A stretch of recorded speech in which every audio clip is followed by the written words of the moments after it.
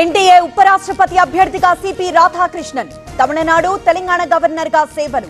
మోదీ చంద్రబాబు సహా నేతల కంగ్రాట్స్. ముగ్గురు ఎమ్మెల్యేల తీరుపై CM serious. Anantha, Guntur east, Amudalavalasa ఎమ్మెల్యేలపై అసంతృప్తి. పార్టీకి నష్టం చేస్తే సహించబోమన్న CM. Anantha MLA versus junior fans. Tirupati, విజయవాడల్లోనూ నిరసనలు.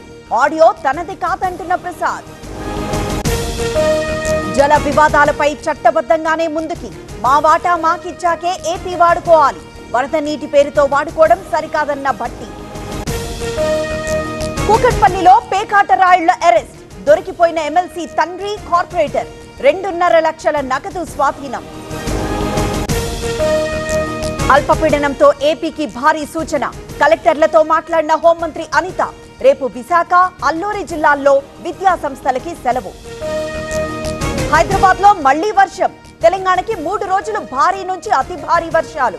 పర్ణశాలలో ఉధృతంగా ప్రవహిస్తున్న సీతవాగు. వరంగల్, గజ్వేల్ వివాదాలపై కమిటీలు.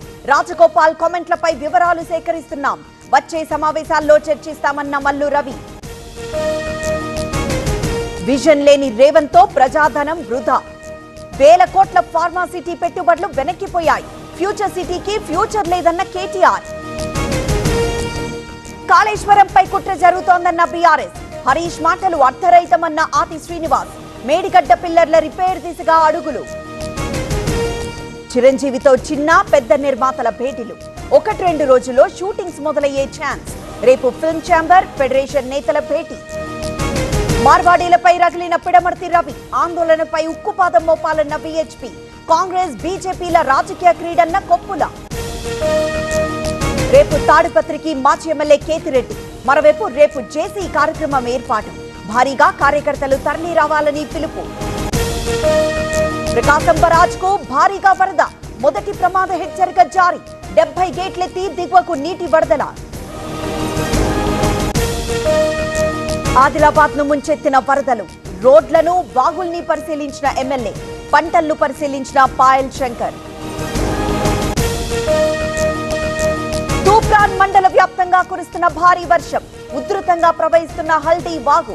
తూప్రాన్, కిష్టాపూర్ మధ్య నిలిచిపోయిన రాకపోకలు. ఎక్కడ ఓట్ల చోరీ జరిగినా అడ్డుకుంటాం. లోక్సభ ఎన్నికల్లో ఓట్ల చోరీ జరుగుతోంది.